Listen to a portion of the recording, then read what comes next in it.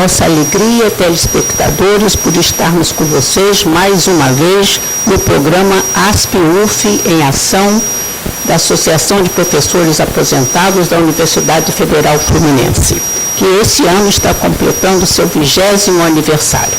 Hoje nós teremos o prazer de entrevistar 3 professoras, porque o nosso tema é professor. Quem é? Né? Nós teremos aqui os 3 níveis de ensino. A professora Ana Paula Santos Lima Lanterlobo, da creche da UF, da UFRJ e da Unilassalle RJ. Ela é pedagoga pela UF e mestre em educação pela UERJ. A seguir, nós teremos a professora Silvana Cerqueira, do Ensino Fundamental, professora da Fundação Municipal de Educação, formada pela Faculdade do Centro Educacional de Niterói, em Literatura e em Psicopedagogia. E, finalmente, representando o ensino superior, nós temos a professora Eduardo Zacur, professora graduada em Português e Literatura, com mestrado e doutorado na Faculdade de Educação da UF, aposentada na rede estadual, portanto, com ampla experiência em todos os níveis, né? Então, começando essa primeira parte do programa, nós perguntamos às professoras, né, começando pela professora que atua na educação infantil, qual a trajetória de vida da professora, em termos de identidade, de história, o que mais marcou nesses anos de professor? A minha trajetória foi uma trajetória que eu posso considerar bonita, né? A minha graduação no curso de pedagogia, né? A oportunidade de ter passado por vários professores importantes na minha vida. Uma delas está aqui sentadinha com a gente, que é a Edeiges, né? E já na graduação eu comecei a fazer pesquisa, né? No núcleo de multidisciplinar de pesquisa e extensão da criança de 0 a 6 anos, coordenado pela Vera Vasconcelos, né? Pessoa também fundamental na minha formação.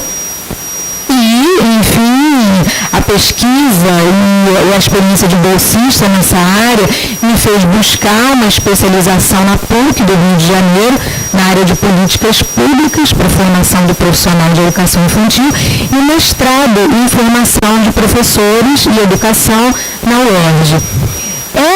Todas essas experiências, como que elas hoje ainda, né, atravessam a minha vida? Elas atravessam no sentido de me chamarem, né, de me colocarem sempre à frente para essa questão do profissional de educação infantil, para suas especificidades, para a necessidade de uma formação de qualidade, para um olhar especial das políticas públicas para a construção de espaços de qualidade favoráveis a um trabalho respeitoso em relação a eles, em relação às crianças, em relação aos seus coordenadores, aquelas pessoas que estão ali presentes, construindo aquele espaço político e pedagógico. Então, essa formação minha hoje, essa trajetória, ela me chama o tempo todo para repensar essas questões relativas à formação, às políticas e às práticas no campo da educação infantil. E agora a professora Silvana Cerqueira, do Ensino Fundamental. Bom, a minha trajetória dentro da educação, eu comecei realmente com a graduação no Centro Educacional, que era uma escola bem diferente do que a gente estava acostumados, né? E trouxe muito disso para o Ensino Fundamental, onde eu atuo há 18 anos, e consigo perceber que, nesse momento, aquela escola que naquele tempo parecia tão diferente, é hoje uma escola tão próxima de nós. A nossa escola hoje, o nosso ensino fundamental dentro da rede municipal, dentro da escola pública, é uma escola que me lembra muito essa parte da formação da minha área. Nós conseguimos trabalhar dentro do centro educacional, dentro de todo o meu estágio, de toda essa época de graduação, com essa perspectiva de trabalhar visando o fazer junto com a criança, o aprender junto com a criança o tempo todo. E aprendi também que depois, mais tarde, na pós-graduação, nós poderíamos trabalhar com esses fazeres das crianças de uma forma mais próxima das comunidades, mais próximas da vida pessoal de cada família, trazendo essa perspectiva de que o ensino fundamental é uma etapa onde a família está completamente presente na vida da criança. Muito obrigada, professora Silvana. Agora nós temos a professora Eduígia Zacur, que vai falar da sua experiência. Eu fui uma alfabetizadora que não alfabetizou a turma inteira. É verdade que a turma era daquelas dos repetentes, dos renitentes, etc. Mas eu não me conformava de aprovar apenas 63%. Os outros eram tão espertos, tão inteligentes, até para promover inquietações na professora. Como é que eu não conseguia alfabetizá-los? Eu achava que havia alguma coisa errada. E aí achei que fazendo letras, quem sabe eu compreendesse a fundo as relações da linguagem, eu pudesse estudar não apenas gramática, mas linguística, eu poderia dar um salto. A verdade é que a minha diretora nunca me permitiu voltar às séries iniciais. Agora eu preciso de você de quinta a oitava. Mas eu continuei professora alfabetizadora sempre, porque a apropriação da linguagem é um processo contínuo, ininterrupto. Daí em diante eu fui fazer mestrado, doutorado, agora em educação, sempre movida pelos desafios. Hoje eu digo que o grande desafio é a professora aprender mais sobre os processos de aprendizagem do seu aluno para ensinar de uma maneira mais compatível com o modo pelo qual eles aprendem. Porque, ainda que passamos a uma crítica enorme ao que ficou para trás, aquele velho método Lancaster, usado no Exército, ainda que passamos a crítica a um ensino em que só o professor contava, ele do lugar do ensinante, ele como aquele que deveria levar a instrução para as crianças, né? E o termo instrução também ainda é usado no Exército, todo dia é dia de instrução. E depois chegamos à escola nova e passamos a nos preocupar mais nesse aluno que é um sujeito que aprende, né? E todas essas correlações desagam na formação já na faculdade de educação, onde eu cheguei em 1990 e já encontrei um discurso muito interessante a favor do resgate da prática como lugar de produção de saberes. E na faculdade de educação, na qual eu ingressei em 1992, em janeiro, idade da ASP-UF, né? Eu encontrei uma efervescência grande, porque a Faculdade de Educação estava reformulando o seu currículo e um ponto principal seria justamente colocar, atravessando todo o curso de pedagogia, pesquisa e prática pedagógica. Chegava-se à conclusão que não bastava o estágio, era uma situação muito artificial e que precisava apostar as fichas nessa formação do professor pesquisador. Então, este é um momento que eu acho da maior importância e acho que tem que ser muito enfatizado. Muito obrigada, professora.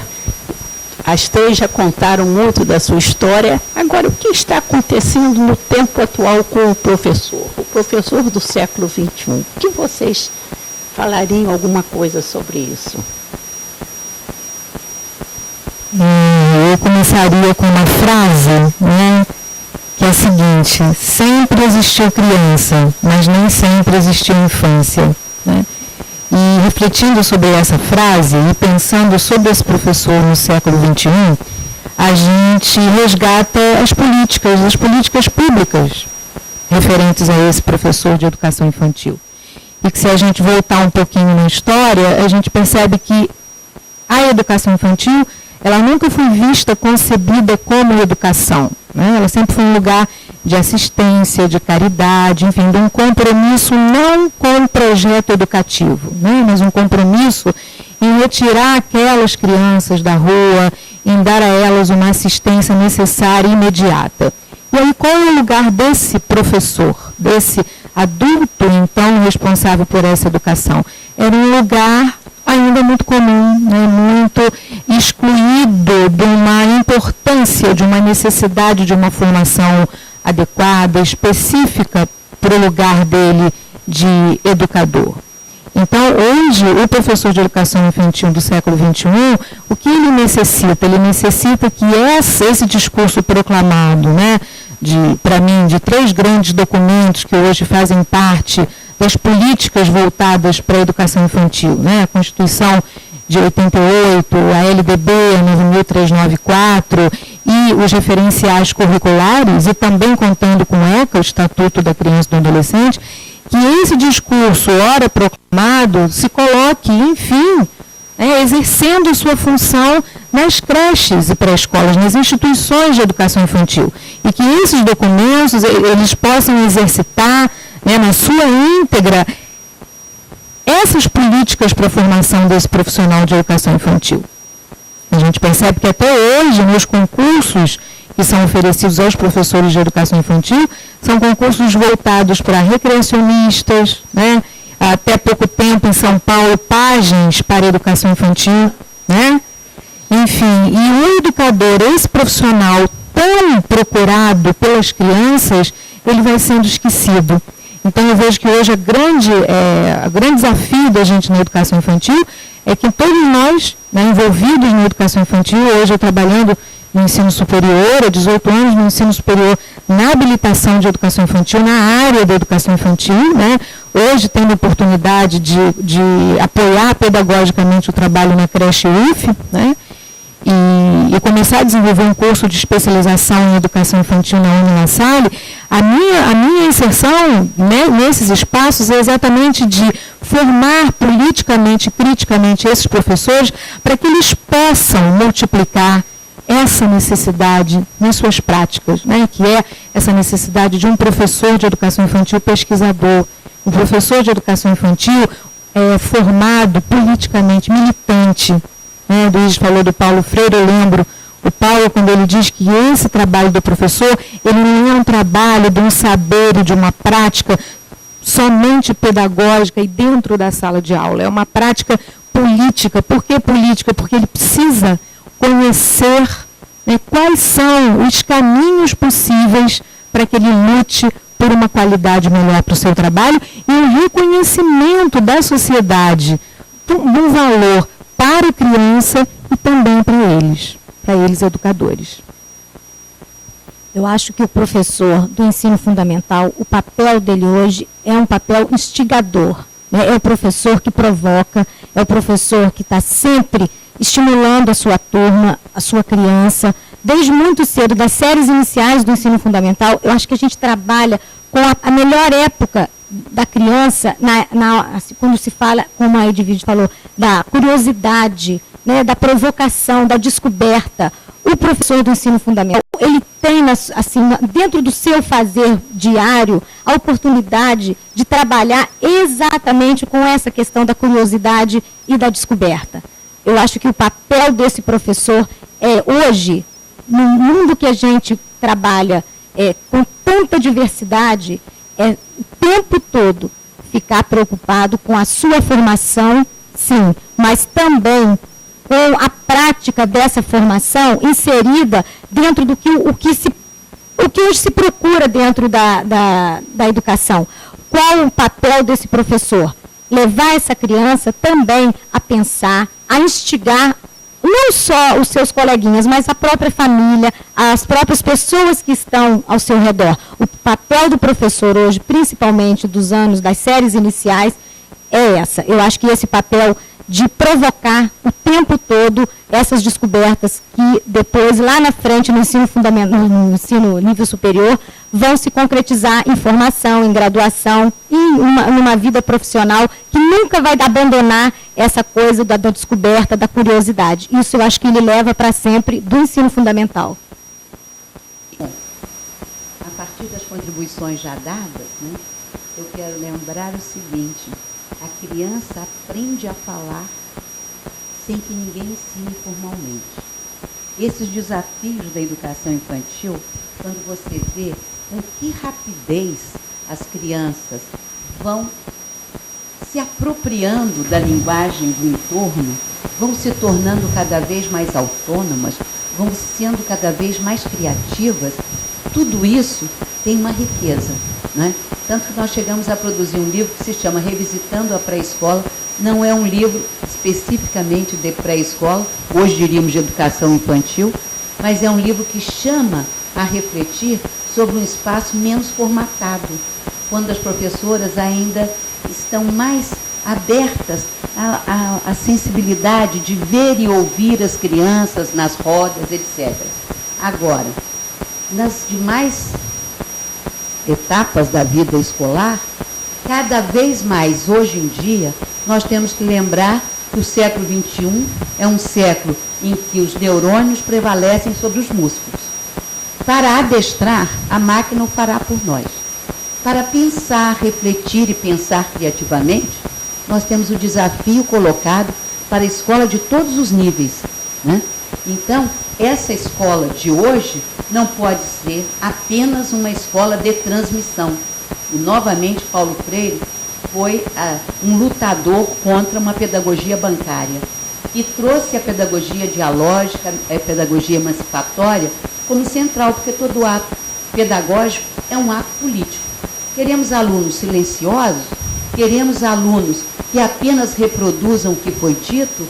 Ou queremos alunos que comentem, que problematizem, que discutam cada questão que se coloca? Então, esse desafio está em todos os níveis. Na educação infantil, as crianças nem esperam que a professora dê espaço. Elas falam espontaneamente o que lhe vem à mente, né? Abre a boca e deixa o espírito falar.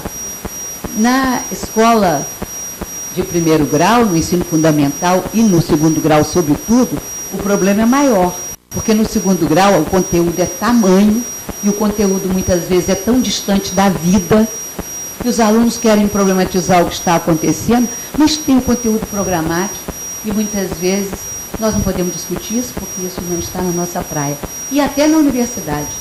Você chega com a aula pronta e vem um aluno fazer uma pergunta a respeito de alguma coisa que você não havia pensado. E é preciso parar a aula sim, esquecer o que estava planejado sim e entrar nessa questão.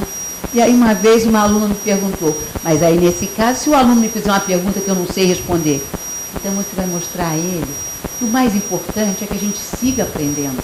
Essa sociedade do século XXI é uma sociedade aprendente. E para isso temos que continuar nos colocando questões, perguntando sempre e aprendendo a vida toda. Muito obrigada às três professoras, às três brilhantes professoras. Eu me sinto assim, que eu gostaria de voltar para a educação infantil, de voltar para o ensino fundamental e de voltar para o ensino superior, dado assim a brilhantismo com que vocês defenderam os seus níveis em que vocês estão trabalhando. Mas, telespectador, continue conosco, porque nós, dentro de instantes, nós reiniciaremos com o nosso segundo bloco com essas três brilhantes professoras.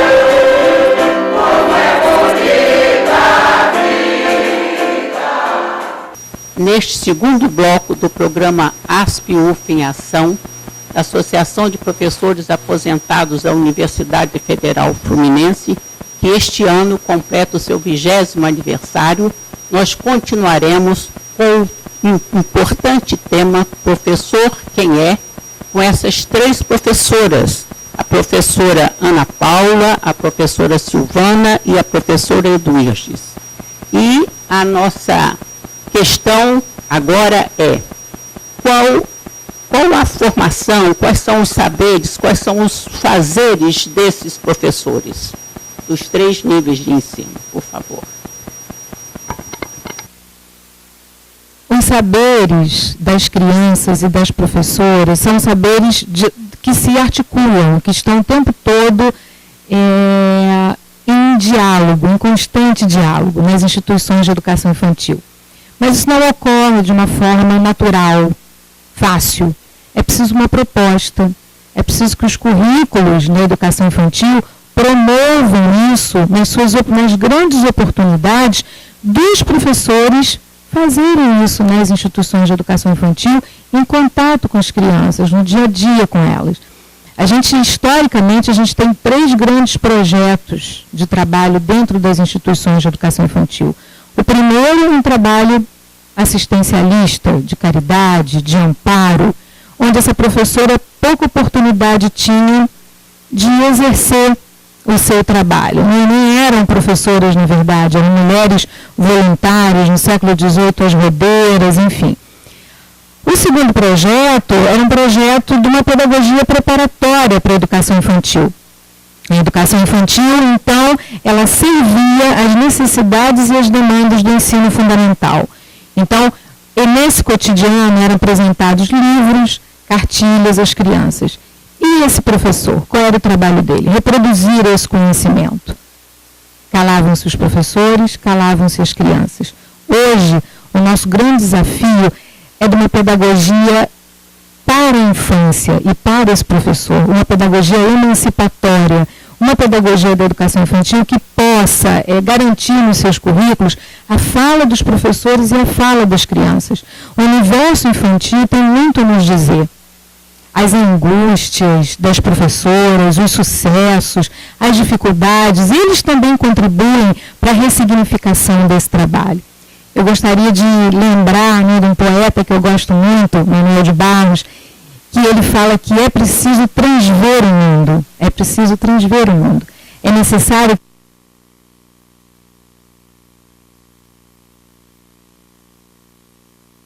além daquilo que nos apresentam, ou seja, que a gente possa ser esse professor amigo, companheiro dessas crianças e principalmente comprometido com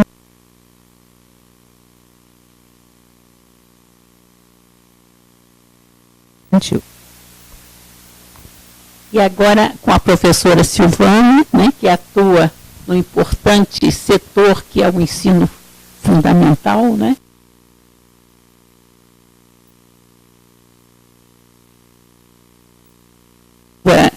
experiência, como a senhora pensa em termos assim dos saberes e fazeres desse professor.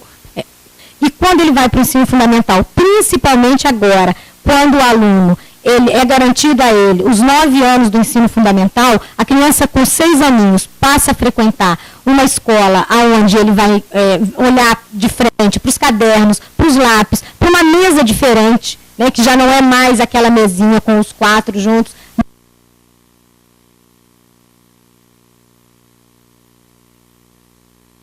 É colocado em fileira. Em alguns momentos o professor modifica essa arrumação da sala, mas o pai, as pessoas parece que criam na criança a expectativa de que ali para frente o fazer dele é outro. E não é. O ensino fundamental, sim, ele garante que o saber, o conteúdo, aquilo será sistematizado. Mas não quer dizer que será sistematizado de uma forma a romper com toda aquela proposta inicial do ensino da educação infantil. O fazer dentro do ensino fundamental, ele é um fazer, sim, diferenciado na sua forma de colocar para a criança que, além dele também brincar e se divertir dentro da escola, porque é preciso garantir esse espaço, ele também vai fazer ali a sistematização do seu conhecimento. Então, isso eu acho que o fazer dessa criança é preciso ser garantido dentro disso. A parte lúdica, a parte da brincadeira, a parte do aprender fazendo, também tem que ser garantida dentro do ensino fundamental. E agora, a professora Eduíges, o que a senhora pensa sobre esse tema de saberes e fazeres? Saberes e fazeres são da maior importância sempre, devidamente articulados. E eu ainda introduziria aí mais uma palavra, poderes. Porque ao longo da nossa história, nós temos visto uma separação artificial do mundo do fazer e do mundo do saber. Como se, para fazer, não houvesse a demanda do pensamento, da elaboração, da construção de conhecimento o tempo todo. Desde o princípio da massificação do ensino, antes da democratização do ensino, se pensou em apaziguar aquelas classes que não encontravam um lugar na sociedade e, portanto, disciplinarizá-las sobretudo. Eu penso que nós devemos estar sempre com a ideia de empoderar crianças, empoderar os nossos adultos que muitas vezes já sofreram a escola sem conseguir avançar, porque era uma escola que não era feita para eles, que não os instigava e que não aproveitava os seus saberes, empoderar o nosso estudante universitário, que não seja um mero reprodutor. Eu vejo com alguma preocupação alunas de faculdade me dizerem, mas eu sempre reproduzi, agora você quer que eu seja autora? Sim, eu quero apostar o tempo todo na construção da autoria. Somos leitores, responsáveis por uma compreensão ativa, Paulo Freire já falou tanto na leitura de mundo, né? E somos autores da nossa leitura e também autores dos nossos textos. As crianças chegam com um gás enorme, falam frases absolutamente poéticas, que eu sei que você teria um leque de frases maravilhosas, nunca ouvida antes, e com uma sabedoria, com filosofia, com poesia, né? E depois vão se silenciando, calando as crianças e calando os professores, como a Ana Paula falou, nós temos um problema sério para resgatar lá no 3º grau a autoria. Muitas vezes os alunos dizem, a monografia é a nossa via crucis. Por quê? Porque reproduzimos. Agora nos dizem, sejam autores, tomem a palavra. Né? Se mantivéssemos essa tomada da palavra como um exercício permanente na escola, de reflexão, de busca, né, dos interesses que as pessoas trazem, das discussões que estão rolando na vida, no mundo, na mídia, e, portanto, deveríamos também estar discutindo tudo isso na escola, avançaríamos muito. Nós agradecemos as belíssimas respostas das 3 professoras aqui, e a professora Eduíges colocou a palavra poderes, acrescentou a palavra poderes. E ao acrescentar a palavra poderes, né, ela nos remete, nos tira do só aprender e nos leva a aprender a ser, dando ao ser humano a magnitude de que ele é capaz. Ele é o ser, né? O homem como ser, e como ser ele tem poder de transformação desse mundo para um mundo melhor. Chegamos ao final de mais um programa ASP-UF em Ação, da Associação de Professores Aposentados da Universidade Federal Fluminense, que este ano completa o seu 20º aniversário. Agradecemos as nossas brilhantes entrevistadas e convidamos a você, telespectador, para estar conosco no nosso próximo programa, e também você poderá acessar outros programas da ASP-UF que se encontram na nossa telinha.